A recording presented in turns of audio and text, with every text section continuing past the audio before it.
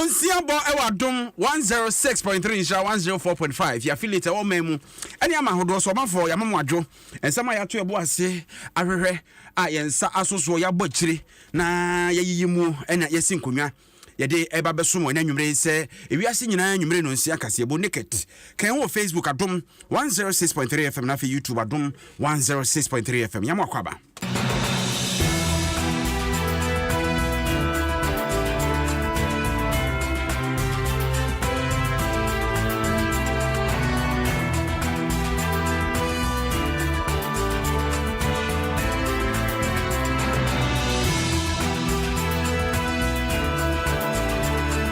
na yɛmrɛ nsɛm de bra wo de adi mu akotene ebi ene sɛ yɛse nka baifo ba nani enso ade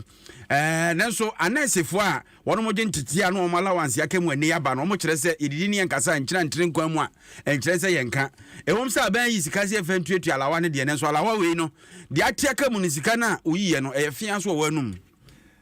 ɛne ameka sɛ ekuo bi a wɔfrɛ ho coalition of concern a wɔn mo tampane atifido mantam no na ɛka sɛ wɔn mo se pani a ɔhwɛ ngmasua so wɔ hɔ aban mama gyina sɛ ne manim ya obepam na firi hɔ sɛ akwakɔ ba sɛ ɔmanyoni bia begyina wanim ebisa ana sɛ wɔhyɛ bɔ sɛ ɔba adan bia esisi nsukwan mu ama nsuo eyire obebubuagu saa ɔmanyoni no obeto aba ma no ye ne ɔmanfo adi nkɔmɔ na ɛbɛ ɔnwɔnwa ɔba hema a wɔno so ɛwɔ tepa ne ne mpatamu na de ato dwa sɛ kwan tempon a omu ye free tepa akɔ goso no akɔyɛ sɛ kwan no mpani atwi wɔn mani abama wagye sɛ ne mani ya obɛyɛ ne nyina wi de ama wɔn aposifo bi kɔkye abantie bi a ɔno oyɛ momo sɛ enipa bi aba be sika wɔn ho na sɛ enipa no ɛyɛ koro no de ana sɛ koro no sika no aba be yie no etu ɔno na oyi sika ne de ma no no makye no ɛna wɔn a ɛyɛ momo adwuma ne sɛ ono tini baby oye mumu no bia beso ba sika de obeda wu se we ye kromfo ana we ni papa entinya ne kwan so asem na epi so yedi mu nkyeremu eba kwan ya o me befa so na tosode a yedua yetimi adua ndodo na yanya bie adi aton bie no empani ya nhyehyeye a meka sei wotu anamo aboa se de be ya kuayo ebekoso e wo mayi mu yebekwa santima ntema kofa crossover so de aso Kasiebo no mama bibia akoka makan se enyimakuo atwetwawuro mako enum ene tayechi emadwumadie anase Kasiebo yede ebremu MTN everywhere you go Center tank a strong na a tough high sense everyday prices for everyday people Franco Trading Enterprise phone papa efie and a Pepsodent what the Pepsodent herbal and a Pepsodent chakwaba utwitru sia no pa na utwitru na nwumre se be ya ose ne betiapo na ne atena ache ya yesu nwumre na na sei ampofo agemene obri yaboa fentem frem ya makwaba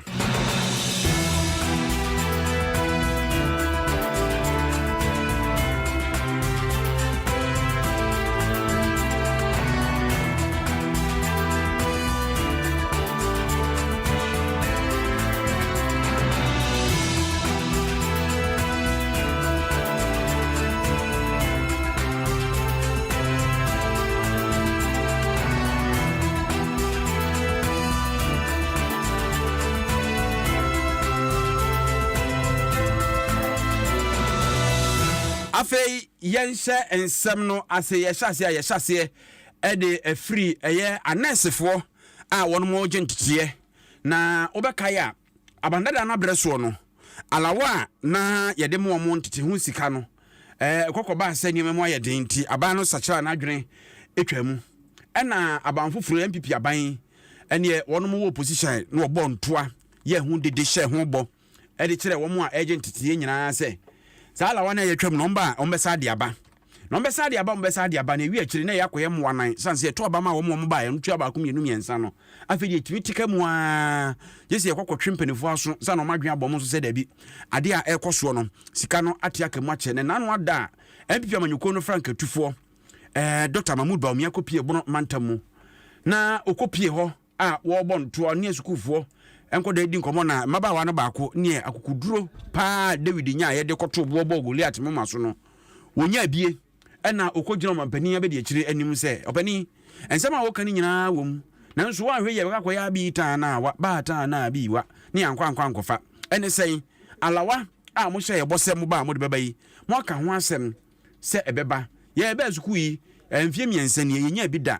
saa na nkɔda edi akyi susu no ebinom deɛ sɛ besi saa bere wɔn ensa nkaeɛ na bere a ɔde asɛm no atu edwa no ɛne epem Dr. Mahmood Bawumia ma ne yɛ sɛ ɔkɔ koduru nkran pɛ ɔbɛhwɛ am yɛtua sika no ampa na wɔtwe mu no abɛtɔ dwa a nkɔda bi video ne nam mu akyɛ sɛ wɔn bose sɛ ampa wɔn alawa naba enso asɛm foforɔ apie akyire na deɛ yɛntie nkɔmɔ na ɛkɔɔ so bono mantamu abere na lawa no yɛnya ntuaeɛ no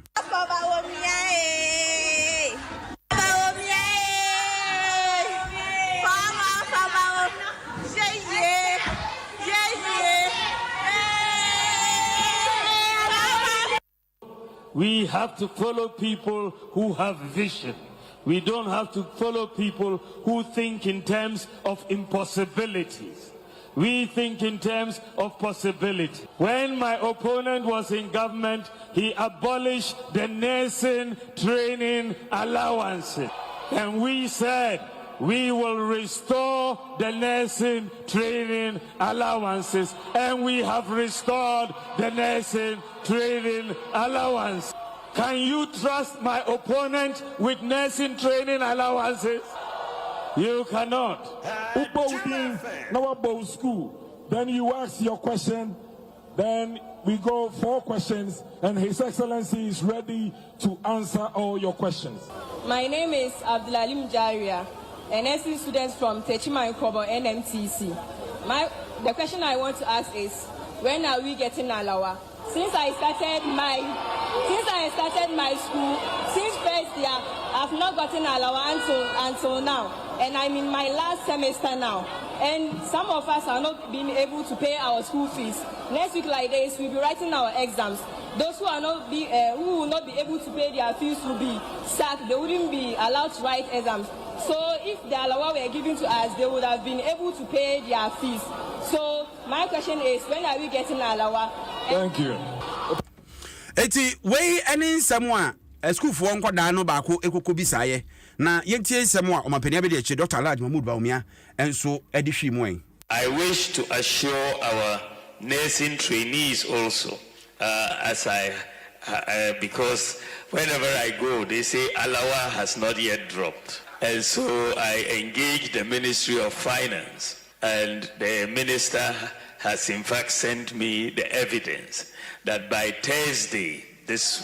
Thursday, the controller is transferring 177 million Ghana cedis to the Ministry of Health to pay the nursing training allowances. So I have also alerted Dr. Okoboi to be on standby. When the money hits the Ministry of Health account, they should move it quickly to the accounts of the nursing trainees so that they will have their alawa. It will drop by the grace of God. Enti enyame pa ampa so ene betu mu na awotwi ene ne school fo nkoda no ebohire eyedede.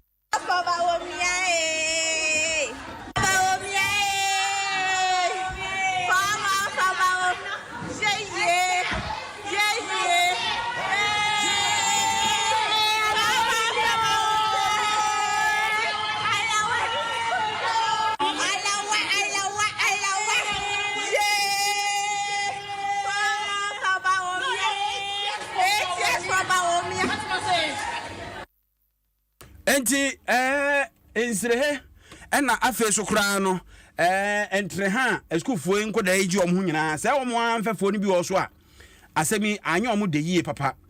na Immortal Agbasi Robert atoye mantamu ni mfimfin mantamu ona e coordinating secretary Edma Ghana Nurses and Midwives Training Association ena ni Adom Kasiebo di nkomo no se hwe yese didi ayenkasa enso enkyira ntre nkwan mu nkwan dia utumi eka agibitum ene say eka aban edi eye anesefo ewa alawa ehu no ene sika awayie se odi etua alawa no ayese ohenhama to boa boso na taso ananse ado ba tan na ama ne kodusini enu ba bia yentie nsem Agbasi edi tudwa no the calculation of the coalition of training nurse and midwives, we still believe that government owe us more than 1.533 billion Ghana cedis that we talk about, because what has been released cannot even cater for the 30% students who never receive allowance. So we still say on authority that government is still owing nursing trainees more than 1.533 billion Ghana cedis. Leadership, we will not see that. Our members will be happy because it's been long they have been allowances. In this situation, some of us, we just finished our 6 overseas, are waiting licensure, and our juniors at home, they are now writing their exams. And this time around, we have to do our case study. We are also looking for money to do our NMC licensure registration. We are also looking for money to do our home visiting. So this money that has come, I can tell you that some of them have used this thing to pay their school fees in order not to be sacked from exam hall. This 3 months that has come, it's a good news to our members, but it is not enough, because once we leave school, we are not going to receive these allowances again, and that is the record we have seen so far. Eti wey ene nsɛm a immortal Agbasi Roberts ɛde ɛto dwa nti sɛ aban de sika ne bi ba bɛka ho anaso mfa bi mɛka ho panifo so obebi sɛ ketewa bi yɛ kyɛn koraa ɛnso so no sɛ ne yɛ kan aboa ne takra ne ma ne yɛ kɛseɛ ntakra bɔ ne nso deɛ amfa nyinam kwatere kwa yɛbɛtie deɛ mpanifo ɛbɛka ɛde afa deɛ schoolfo nkɔda yi ɛka no yɛmfa yɛni ɛnhyɛ tempane mansini mu na wodu tempane a meka sɛ mabunu kɔ bi wɔ from Coalition of Concerned Youth wono ɛna ɛka sɛ yi wasɛm nyinaa ne sɛ pani a ɔhwɛ nwoma sua soa ɔmpatam ho pani T Rashid Anafu ɔpani Anafu dwumadi a wɔdi ɔmpatam hɔ no nyɛ nkani akandi a wɔdi ne mpaninnie no ɛmfa kwa mu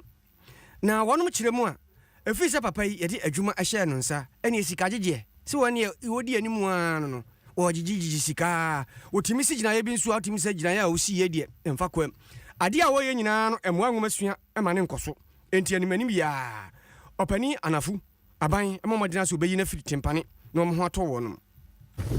calling for the immediate removal of the Timpani District Director of Education, Mr. T. and some of his officials due to serious allegations of misconduct and ineffective leadership. Failure to hear to our call, proceed with a protest to be held on 29th May 2024 at 10 o'clock a.m. in front of the District Education Office. You must go! The coalition's demand follow a series of disturbing revelations about Mr. T. Rashid Anaf, a tenure from the past 3 years, which we believe have severally undermined the quantity of education and overall trust in the Timpani district leadership. Wei eye Awini Robert wano na di ko nanim a wode to dwa se opani Anafu de wo ye nyina no emo anwoma sua ama ne nkoso tampani mansini num enti opani Anafu mampani ema ne nko na owie ne ase da bi ye su shefa de ye ntimu ati wo se ye ko opani Anafu ho ne opani Anafu didi nkomo ana yamane boni won potemo Halidu Dasmani ebisa nzepani de omanfo a wo tampani ekani o mabunu no wo mo se fi so ba so bedi pani wo ho nwomasua nkoso sikagyeje basa de o ye nyina no ena ne kwam ade na wo ye sa na o se atro no mu digu me so na ne nsem o kire mu eni. All those who have been affected by my reshuffle and what have you are party faithfuls. The one I reshuffled from planning to FNA is the acting chairman for Garu MPP. The one I reshuffled from HR, who was always collecting monies, is the chairman for MPP Timpani. The exam officer is a maternal relation to the DCE. All these people won't be happy. So they went and organized these so-called concerned youth of Timpani. I know I have footages of the videos, and some of my teachers were apart, including the younger brother of the parliamentary candidate for Timpani, Honorable Joseph Kwenka. Wei aye pani o hwang masua so wa Timpani opani T Rashid Anafu ena o kire mu se wo mo ye kire ye hwantwafo nhia mu no nyina no me ka kire mu wonum nyina pani baako wono MPP ni wosono ba ko nso na busuani ne DC o ha no so sono ba na me ye nhihye bi mesisa mu piapia bi dan bi wurawura mu we kwa ha na o mani na enye ho nti na o mu twa sa atoro no atome so no wei ayopani T Rashid Anafu nanum asem no Ene se ekokoba se ensuo emuna enframa fa ayere mo ne agrada abobom na ensuo nya tigu se kimu a ne adapa da di so man ena abode mu nyansape mu animdifo nkanka wiemu apade hunufo Ghana Meteorological Service fo no omo me aso ate sa fi ensuo betopa enno akakra tigui ese kura de nkra de yakọ ewukwada etigu sa na ensuo na yira fekurum ofa kofo dua wo da ensuo to yiri fekurunum kumase takorade asiso ma yafa na babia na akọhwe no na sebe obade borbore ebo soro ba asase se de osi bo asase dan no a ye wo sane so e wo na mepo so babia sane a ebia ayensu kwan ensuo be yira fa no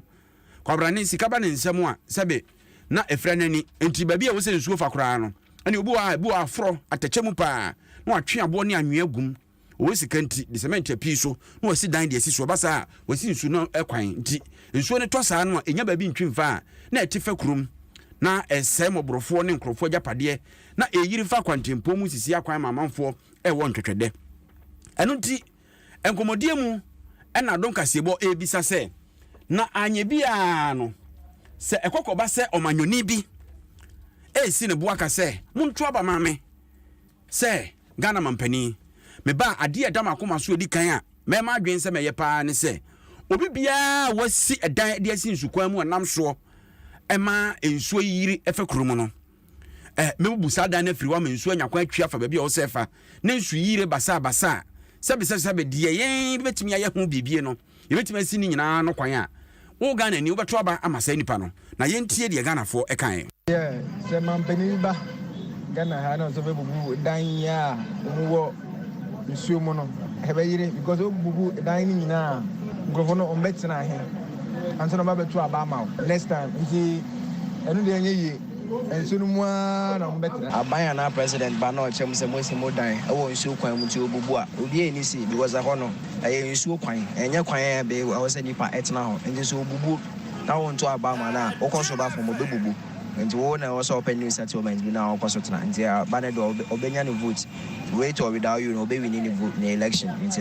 Okay, as for me, I think I'll vote for the government. You see, whether you vote or not, they will still come and clear up the buildings. And after that, though, it will compensate you too. So you just have to vote for them to clear the building. Penny be bad, Baimonosi. I then see in Shua Quinso. Opeso bubu na na so peso say na me under only one condition na meto abama no say nipa omotete sa area no omo be ma omo dan foforo if we say obi ma in a life savings ka and I say as at the time I all pass asase no e ho anu nya asase no to dan no and I so see ni fie no nti akoye ensuo ekwan a omo bebubu no no say obe relocate omo akobe be foforo na say obe pedan ama sa nipa no dia I will vote for that government. Eti Ghana this year be adwenkyere se obi isi ne body aka ne manifesto ana se ne botae isi ne niso ne nioma ye to abama no beye ho a on beto aba na manana so montoma no nenso pani bia o international relations expert wabene amama ntem kitawdie mu na osan eye manyose mu benfo obefo okuni ne kwame ageni mboate ne kire se waya no di yawo na niso te se po akobesu ama ne man Ghana esanse ye timemfo na ye suban ene ani ye bi ena ama oman no sebe ye kwa hokyerem nkanka ensuo eyirifa yen na wose se omanyoni ebe hye ho bo so bebubu adan anaso omubu adan no onde osusu se Ghana fo ebe hwe so ede ato abama no no entimi enko ne saa ono ne kire na adwene e wo saa semi ho semia Ghana tie no I did you yes, a money politics. Cry, Casse, will be the Casse, politics in we are Metro Obama, we are Metro Betia. Ye were city planners were in kind, and then big cities, you know, and then big towns. And the idea is that city planners no more city planner and any go send me a chrono a cosi a trecoha. And the man so done the yes or more say aha and so on. And the young area have ma a dunuma will be see and dying home. in the end, so Mamma microphone see a then and some politician, the banner, yes, and Yamaha to some crime say, in total, you won't tell you, pa. Then so, and I'm saying, I didn't see a dying wound so quamunti, and don't think I'm money in Abasa. Sometimes in projects, I work training at the other room, baby, and so baby, and say, yes, so may break. Now, and so no cry, baby, or what, and so no come yet tourist center. Yes, yes, not near and so fine one. Yeah, you may be and sit down. You may be and sit down. Na politicians, but no more by your campaign market. I won't be here then go yen to our mouth. And more be and sit down or what in the first place. We any someone, Professor Kwame Ejenim Boating Edituda.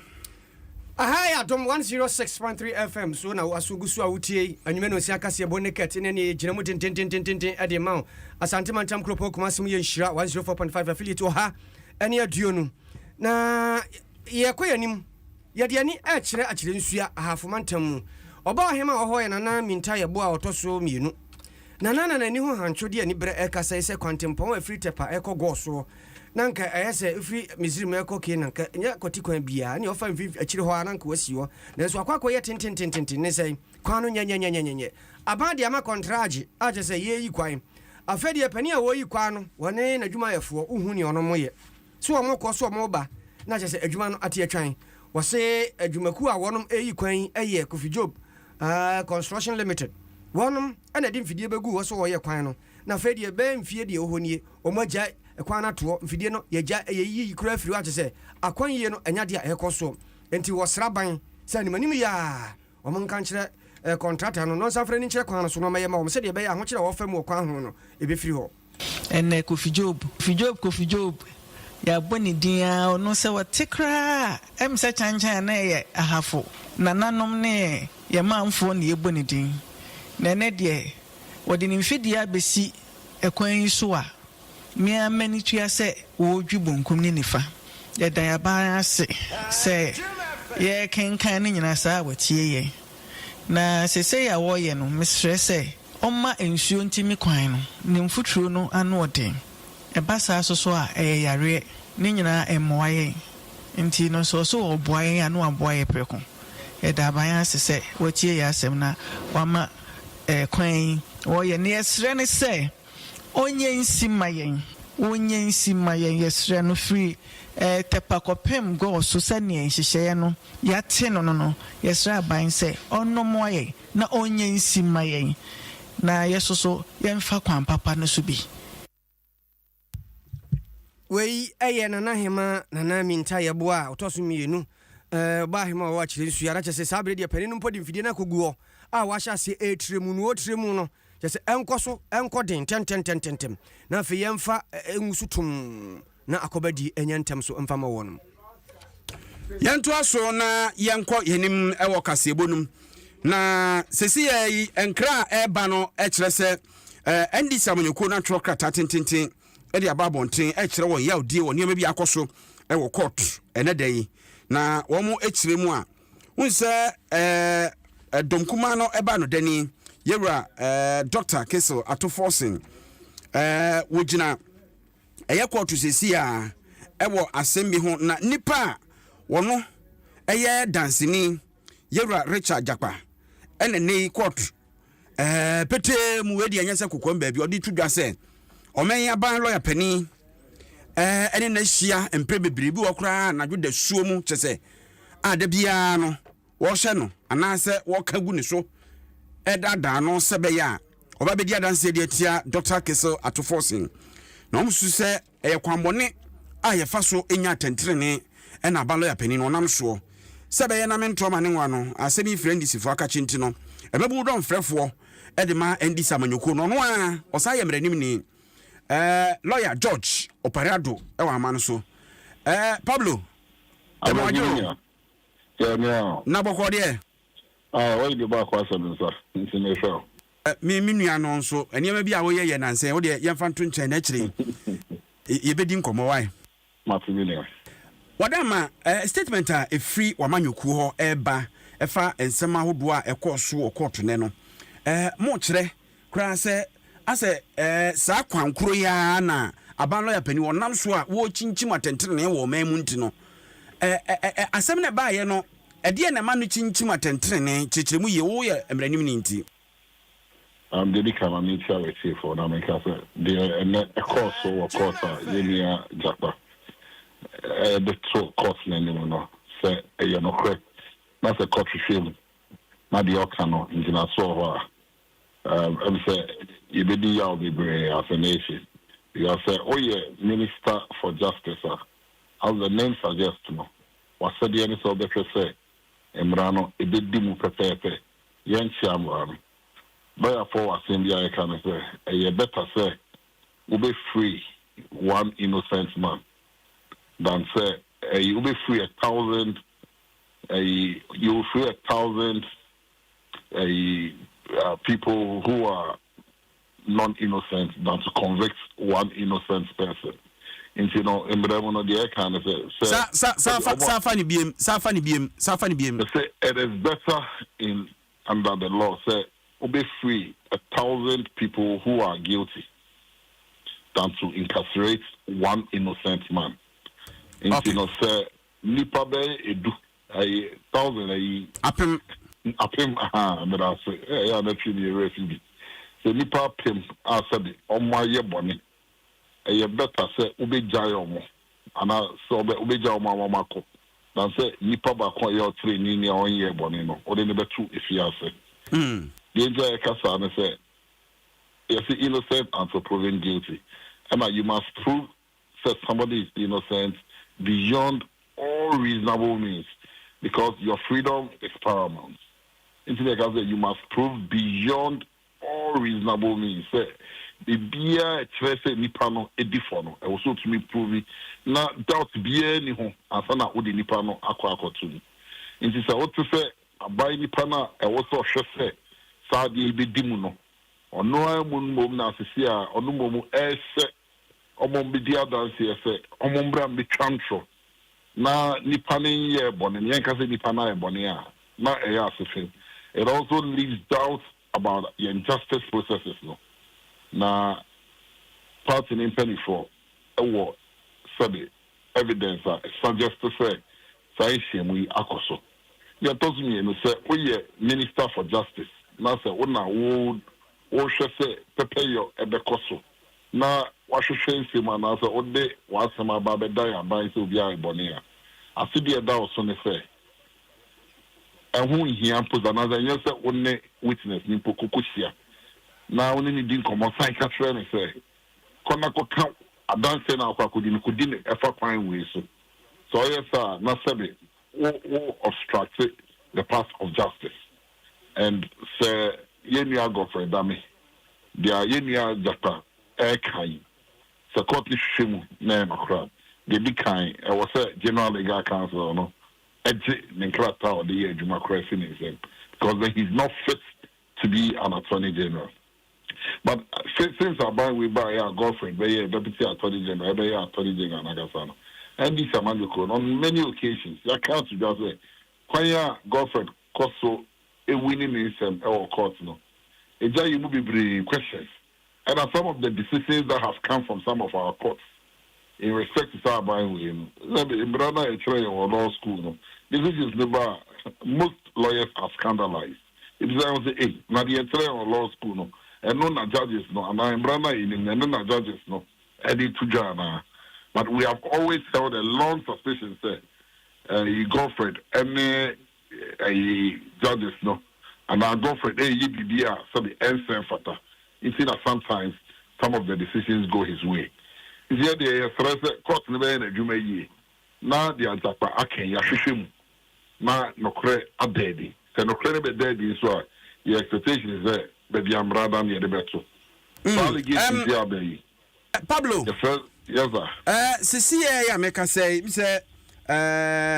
krata a free attorney general kache abana ebua kire se ensem atodwa nyina no sabio nokure bia nim na me bone tofa amoate na mahwese obetimi ayi ano me ho attorney general in krata no be ba say me who attorney general response na ne response no nti wahu dia ne ma yemfa ne pono de to so miensa no point 3 no wo bua kire se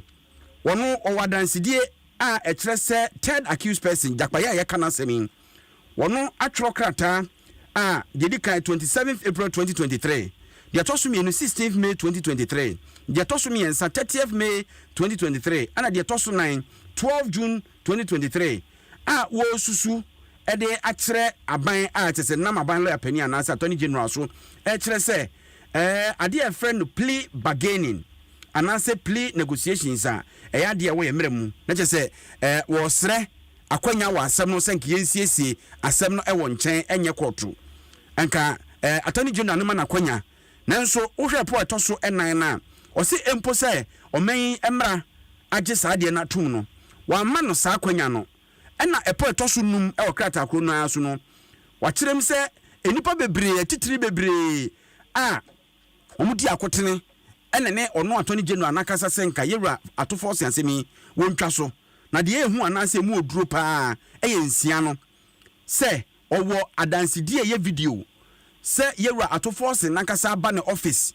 ene na baba be din komo esre ne sa asem no anko ntwa so a ni nyina wa fa ni tranye enti asem wa bayi eye mobu apayo a mo pese mo yo na mutu futogu Ghana fo ani se be ya ni atata ni dimbo bebre ni mo ntimu etotontoma na ogina so na so ni asem no kra no me ni biem enti mo bo apa na mo yesa what say the American ya me say court elshishibu because he who alleges must prove enti jakpa na babeka you say you want to see say attorney general no I reach out to jakpa on many occasions, some on phone, some in person, telling him say only a dance in the way this is no attorney general and ask them no they are dying court. The other can say the court issue no cry. It is others the more the court and answer will be ye. At the appropriate time we will decide what to do with it. Because we statement today say next week nyame ya adomo a mu be yi bibia kire Ghana for afasa nsemi ho. And I make us as to whether we'll present it to the court or we'll present it to the court of public opinion, no, and then you do on Ghana for me. Now, the attorney general can so say and so video say to force who alleges. Pacho sasem wontwa so na krata so dia dance say japamum na epe plea negotiations no.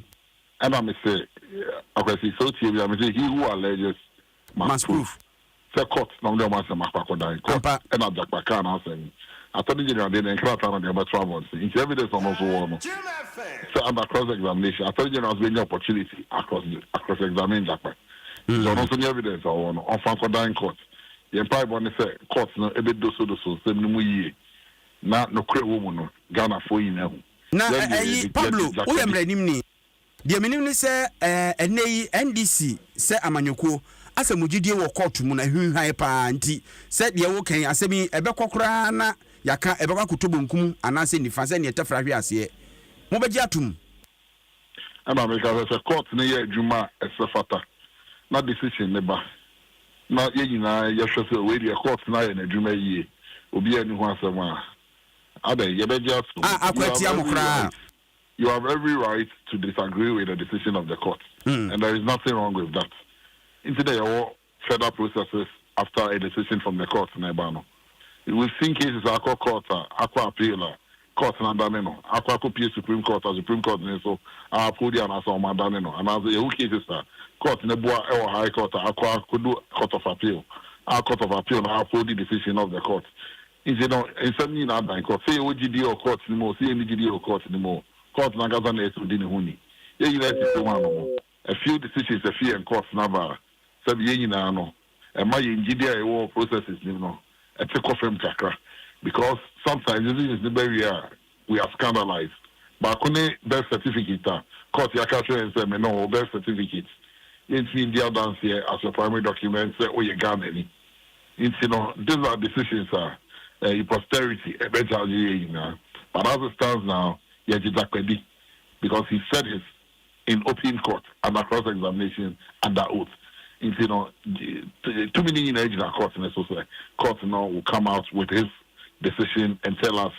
they are just back and I'm saying but plea bargain is part of our laws. And as we see,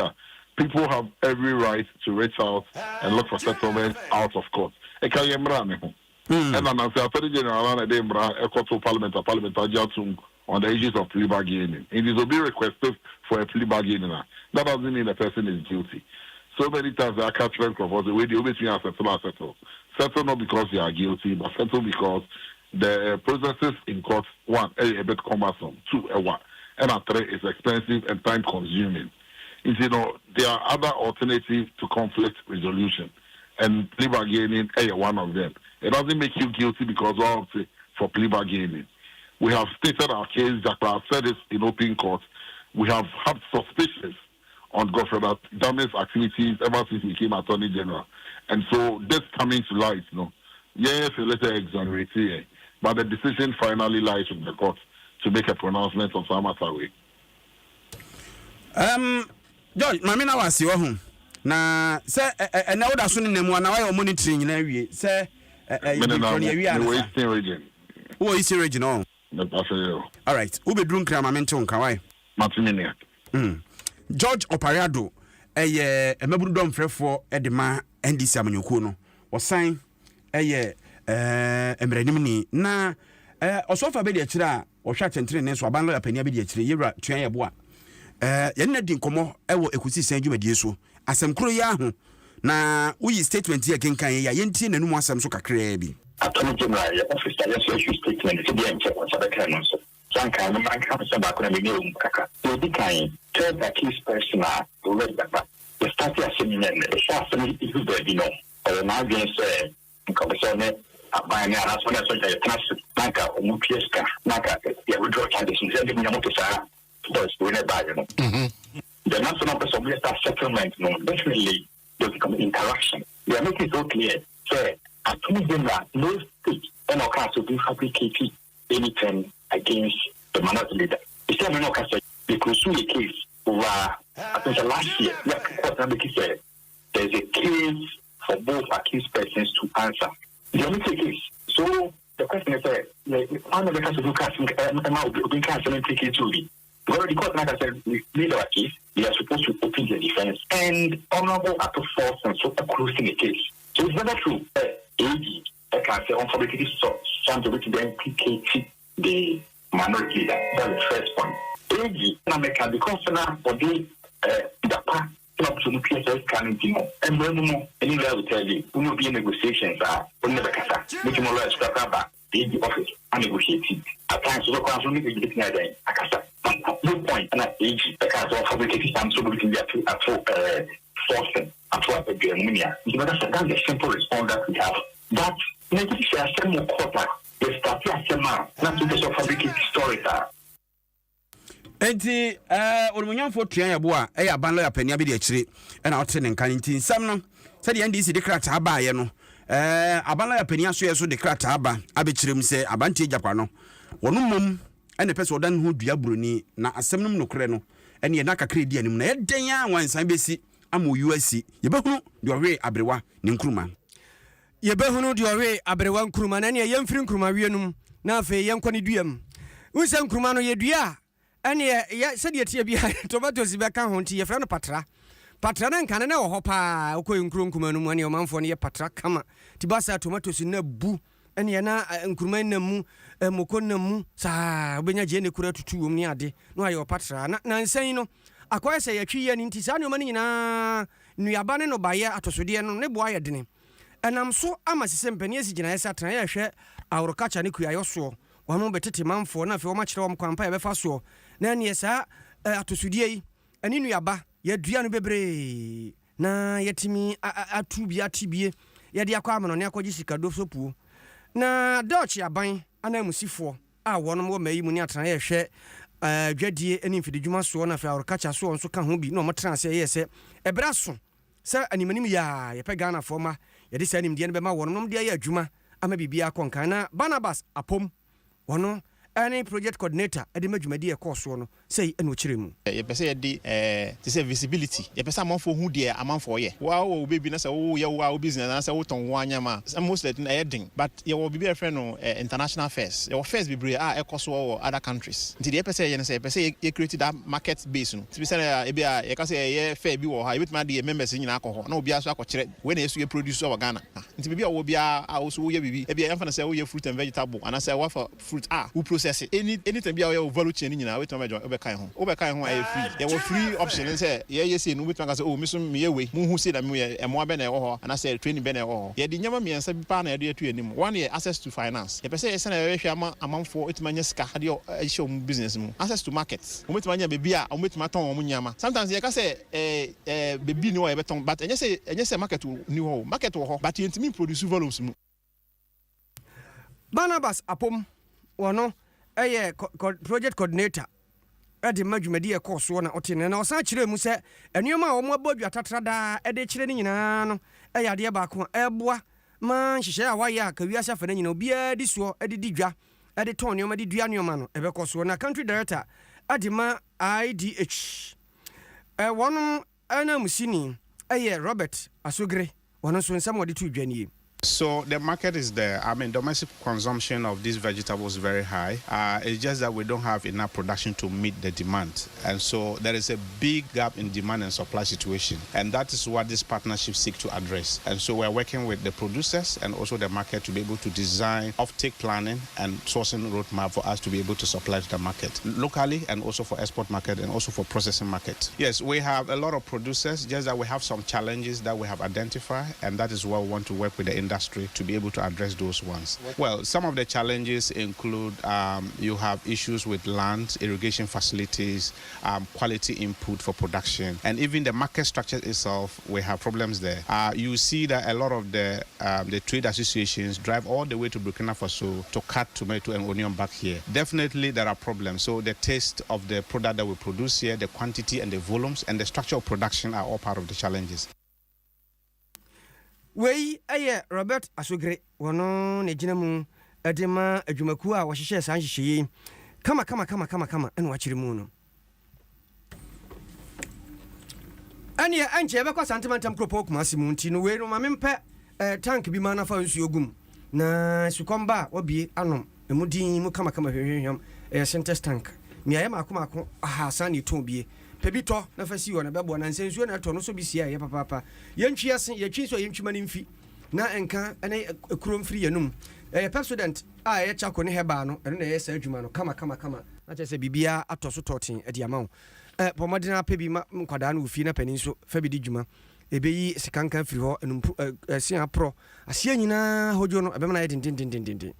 president chako ne heba Unilever Ghana Daroma ena aba na mede okọ Franco Trading Enterprise tiawa sa wo ko na open Nokia obenya bi Samsung obenya bi iPhone obenya bi Smart TV 32 copy 100 inches therefore na afi wo de chest freezer so asoso refrigerator so wo ho washing machine CCTV camera na wo ho no o manfo kurukura kokotobi nti wo so kan ho na to de auto online crowd ya utre 40% discount nti bomodia download di one app no Franco Trading app no Franco app e wo Google Play Store anase App Store kama na afa e di amount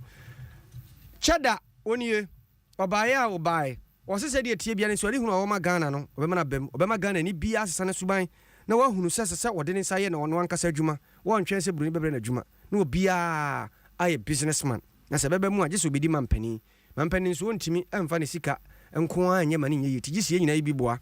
star 887 star 2024 hash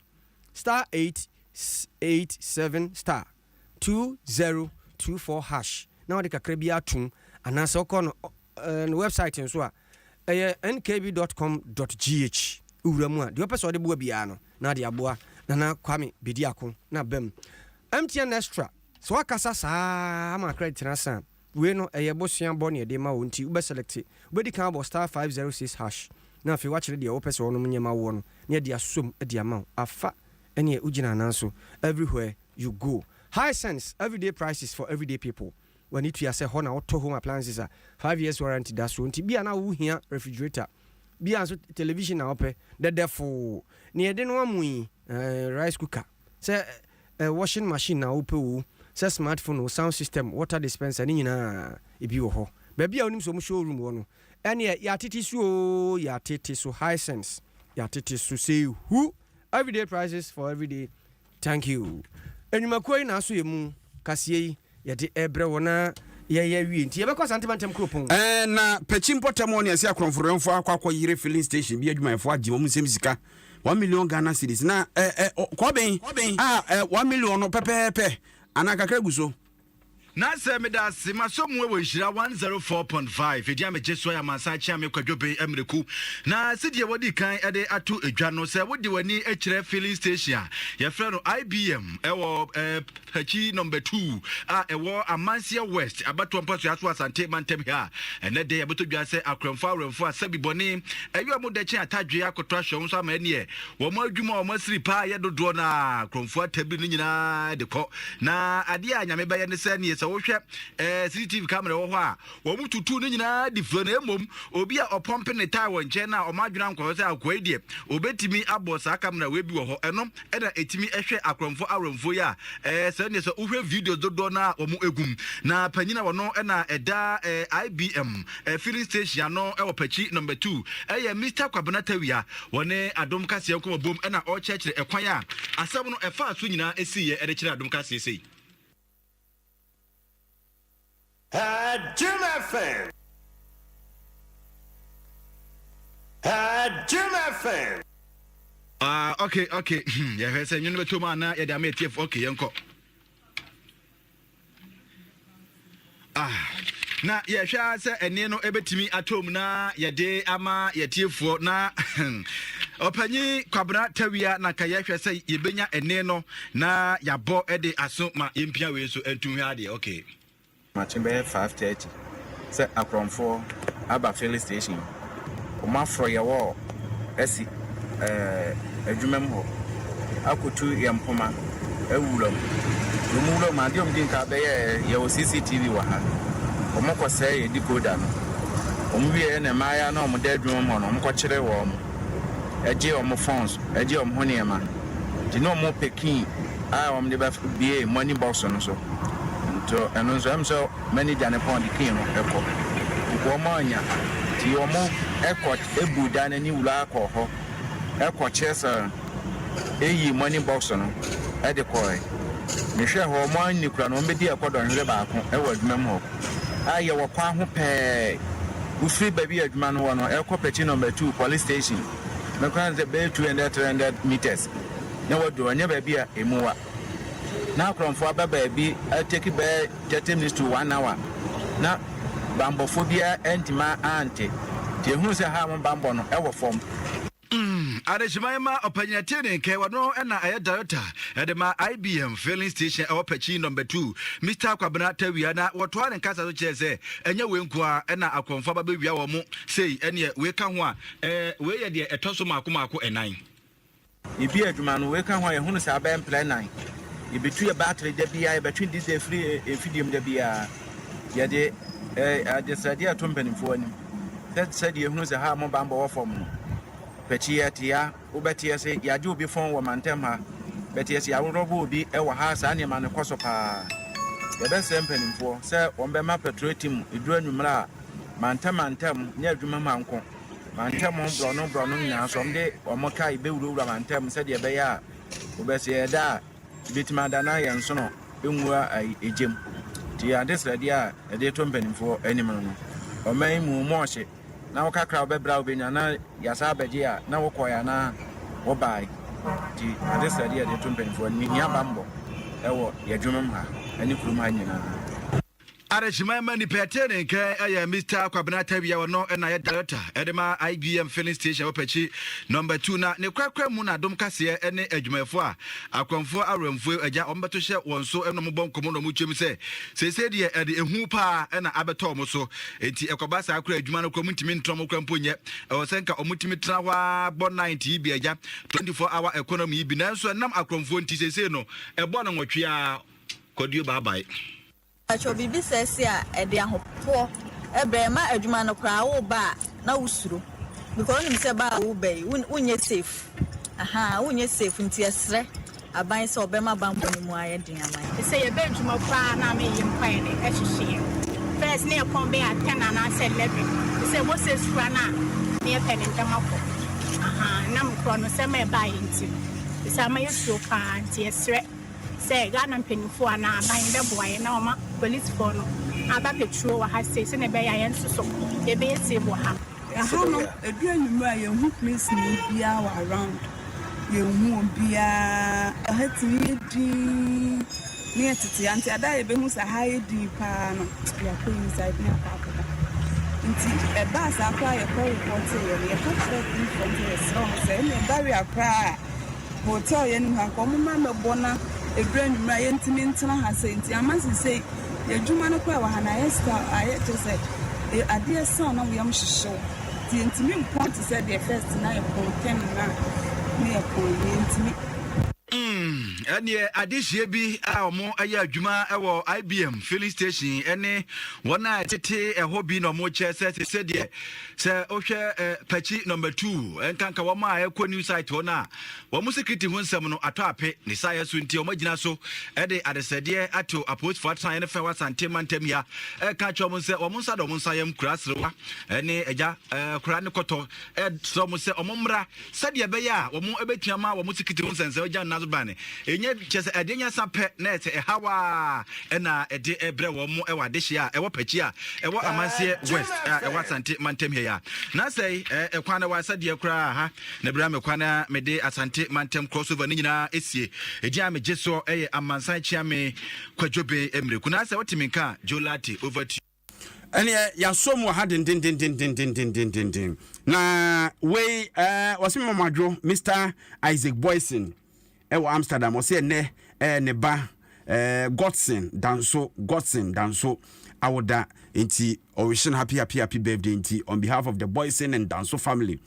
blog ura ntse mo na blog ama mudin ahita ama nyina so we blog no amu na danso Godson every ya oba enti Godson bia obi anyankopon sra no onye okese wache na nyame adoma wo kine fie memene da na nakwamana bobie ansane ne nua sofo agema wo maame ayie maame akuadwemo eba so asante mampon community center ntie no so no obi adwenkyere me ho se Rosaleni ede ayi German kasa o se guten abend na o se ampofo je no bri yebo afentem frem omo adwono no ayi Dutch for no be kase guten abend na we su guten abend o se ase yeah misue ça va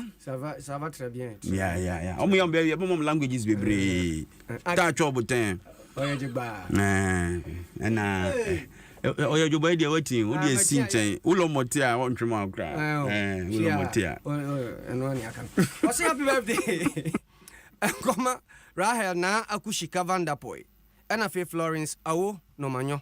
munyina mo audit department ewo Deloitte Ghana if country manager ho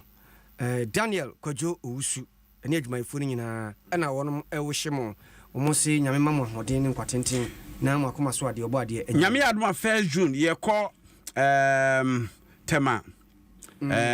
T Havana on Champions League final eba so a whole festival oba ntemu obaji wani akosi bra nwumre no match ne beba so team na wa hye ne jersey ne colors na ode aba arehosem ne se Eric Asiedu buadi maame atofom nti mpacho mo amunim Eric Asiedu buadi kejua nankasa ne maame da fom oba pa Cecilia ohenewa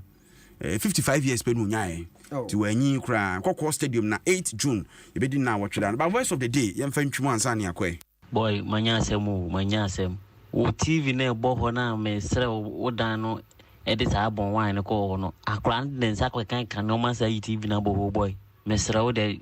fache me na we na so nyasem ya o mi ko me tse me nyasem ka se bia police for kracho se de nyade se de ni ma me kra o ma se mo se oton wachi de sa no pa bia o bebre mo wachi awia onje chiro wachi me nsam la fi media pa awia nyumre ko TV na me heda me di wani to me salam me di TV na me heda me di wacha no pa awia nyumre onje chiro me nsam la de bia sa 14 years ko TV no 14 inches radi yango po ya fe na say yampofo agye obiri yaboa Fentiam from Nimiti. Enti I oba say the just sub region no mumrante ayi kwamkule no representative voter ne sehwi na Jagriboas so afa no fo na ye ka krama na mo asem no kire se ni ti no ko ne hunimo fi ne hunim za na Jagriboas djuma wodi ano no na fe Africans so eti hei uchimu se ono wo fa nkran kakra no afa this aso ya fa to bukura kakra na ademu nkum so afa fidiase atwea me pono so de be fa dwaben atiasi adwo so nti representation de ano odene yede mo si sports pay 2 Adom Sadio Mani bra bra leze wofu ye kese pa no bi a sports pa no wofu ye kese sa no mafuna de nseja o na kami nsa kwa America ba yi nsa mafu nya kese na mafu ne kese wo twe ya na wo twa tare akata so obani ade mu amenya misa Adom Sadio Mani ne fra be sheshi no je na eno ade se bet ni di boys ne pa ba ya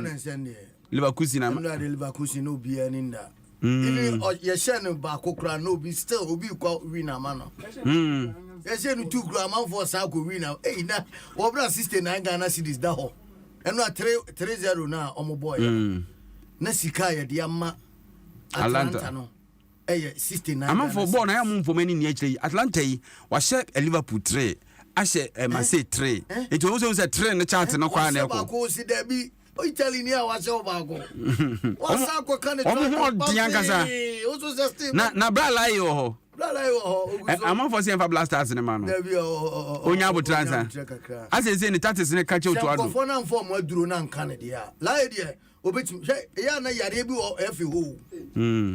yare bi e wo efi ho yare say yemframo say ye vibe ba say lai no unim se di ositie ene obeka me apam no wa man man sa de ya bibi ni obeka me apam